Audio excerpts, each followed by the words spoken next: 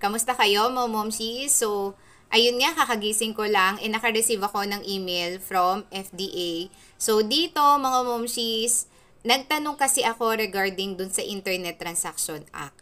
Kung kailangan ko pa bang kumuha ng LTO, um, or FDA, another FDA, LTO, para doon sa mga products na binebenta ko online. Kasi ako, mga momshies, ay reseller ako ng mga beauty products.